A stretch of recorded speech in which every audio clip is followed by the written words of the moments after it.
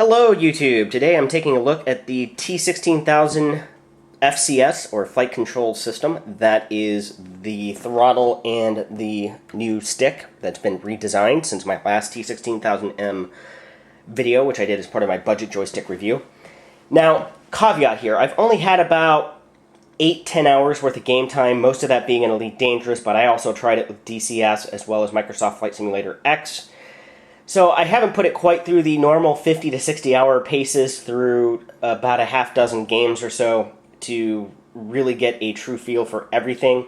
But I did a couple of flight sims and a space sim, and so I feel comfortable enough releasing this review as I see things right now. The price for this setup together is $130. You can buy each component separate. If you have an existing T16000M stick, you can simply buy the throttle, I believe, for $70. This goes for around $45, $50 on Amazon. Now, I'll start out with the T16000M. The stick has been redesigned a little bit with a little bit better ergonomics here than I remember. The trigger and the buttons still are probably its weakest point, but these do seem to be easier to get to than on the original T16000M. I don't know if they shortened this head just a little bit, redesigned it. And the buttons are nicely textured now, so they're easier to see if you're wearing a VR headset, of course a POV hat. The slider, the throttle slider, if you're using this independently, is a little bit improved from what I found. And then the buttons on top here have this kind of little braille button here, so that if you're feeling around with a VR headset on, you can kind of feel where those buttons are and over here. It also retains the fact that it is ambidextrous. You can loosen up this screw here, turn this plate around essentially, and then it does come with an additional thumb rest to put over here. You just take this off, put on its companion piece over here, and the version of this for over there, and then it would become a left-handed stick. It is just as accurate and precise as the original T16000M, and frankly, if you want to know what my go-to best buy for the money in terms of a joystick is, it's the T16000M, either the original or the new updated version of it. Now, interestingly enough, it also has a switch down here that's left-handed or right-handed, so keep that in mind.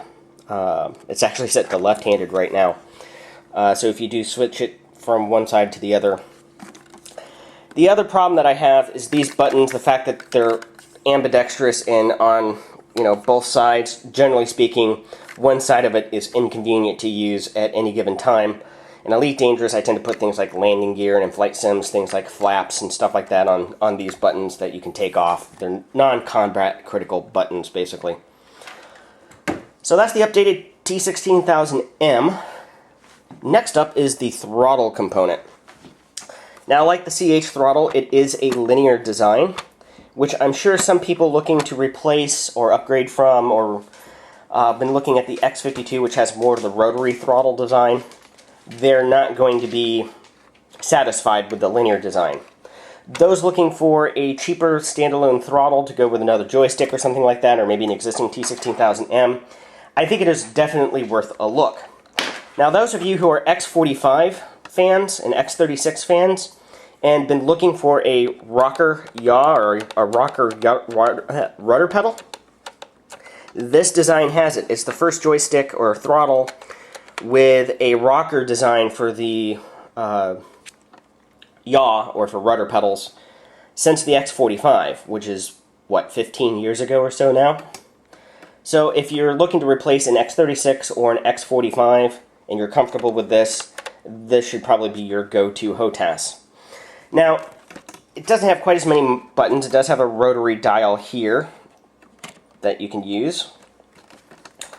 2 buttons here at the pinky, basically pinky and ring finger. It's kind of inconveniently placed. I found that to be a little bit tight. Now, this here is an analog mini stick, much like the CH Pro throttle, only the CH Pro throttle, it's over here at the thumb. It's a little bit awkward to get used to, this little disc thing here, but it does work, and once you get used to it, you could use your forefinger. Ordinarily, I use that for targeting, and if you're used to it or not, kind of gets a little bit tiring, but it does work for controlling strafing thrusters just about as well as the mini stick on the CH Pro throttle. The only thing I really don't care for is this little button right here in the middle that kind of your middle finger is supposed to activate. It's kind of awkward. I use it for tabbing up and down menus, but I don't know. I don't think that that's a great placement. It's kind of awkward to use in the heat and middle of combat. But maybe that's just me and a personal thing. Over here, you have another button down here. I do find that that's a bit of a reach for me. But you have a castle hat switch here that's 4-way. You have another 4-way, actually 8-way hat here. Although, frankly, it's going to be hard to use an 8-way. And then another 8-way hat here. Again, trying to use this for anything more than I think a 4-way hat is going to be tricky. Yeah, else I think you're going to mistap it quite a bit. Same thing with this. But it has 3 hat switches. The throttle is smooth, and as far as weight and stuff goes, even on a slick surface, it holds grip pretty darn well. In fact, I think even better than my CH Pro throttle. Now, one other thing I should point out is if you don't want to use a rocker switch for rudder pedal, the T16000 does also feature twist yaw. So if you prefer twist yaw, you can do it that way.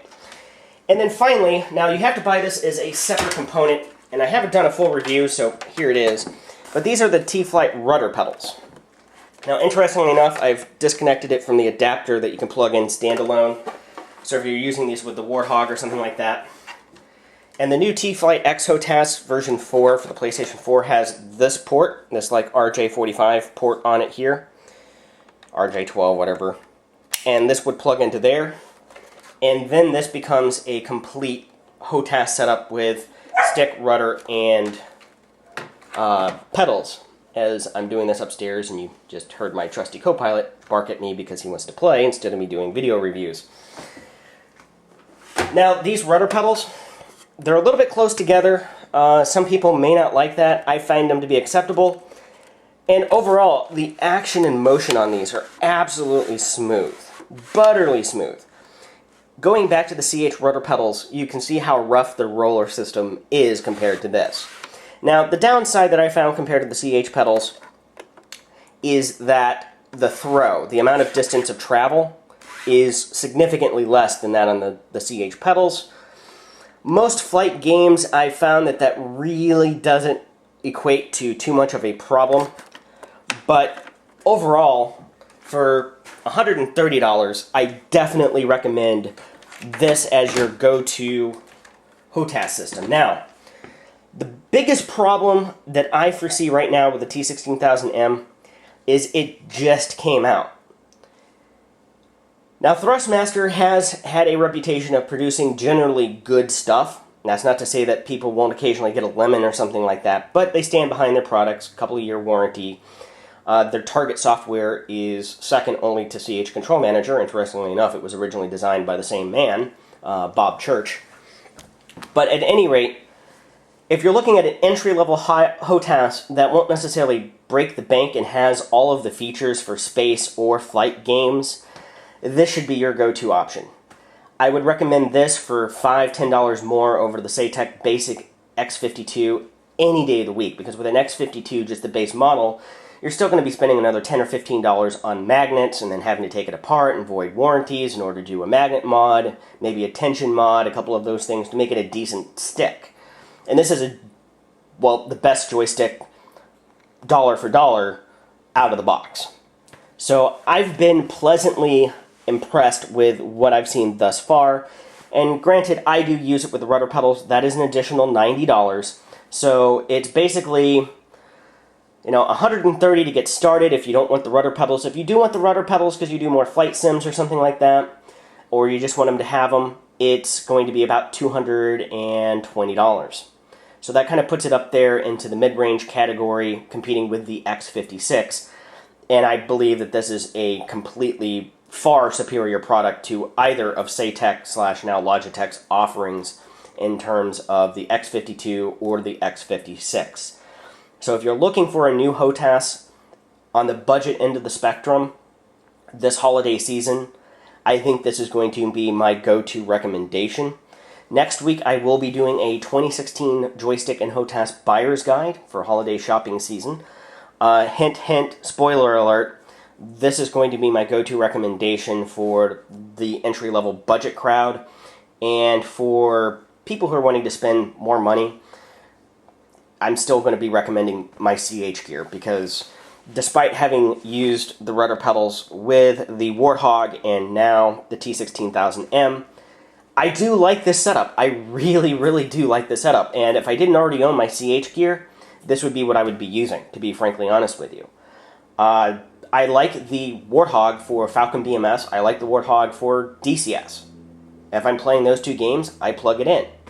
But for every other flight game that I'm using, I'm typically using CH gear, either with the Flight Sim yoke, which I do also use in Elite Dangerous to drive the Rover, which is something that I have not done. I'm in the middle of a journey out to Sag A at the moment in Elite Dangerous, so I haven't gotten an opportunity to try to use this joystick with driving the SRV. So maybe my opinion would differ, but frankly I would prefer to drive the SRV with a gamepad or a Flight Sim yoke or a steering wheel or something like that anyway, but that's just my personal opinion. Well, if you have any questions, put them down in the comment section below. I may end up keeping this HOTAS as a backup for my CH gear. Now, I've had my CH gear for 2.5 years now. I've gotten well over 22,000 hours, probably closer to 2,500 hours worth of use on them. And they're starting to show a little bit of signs of wear and tear. I've recently actually had to go in and recalibrate everything, but I think that had to do more with the Windows 10 anniversary update. And for some reason with CH stuff, this tends to happen. It took 4 or 5 calibrations before it seemed like it settled in and accepted where things are, and I don't get any drift or anything anymore. And I've had to go in and I think add a little bit of a dead zone to the rudder pedals. That being said, I can always go get another potentiometer for the rudder pedals for like $8-10. So those are actually repairable. So you know, there is something to be said about that, and I will go into that more in depth in my 2016 buyer's guide video. Thank you very much for watching. Be sure to like and subscribe, as I have a couple of other joysticks to get to, hopefully before the end of the year, that I will be including in my buyer's guide, including the VKB Gladiator, which is their $100 entry-level joystick, and the X56 as well. So stay tuned for that, and until next time, see you later.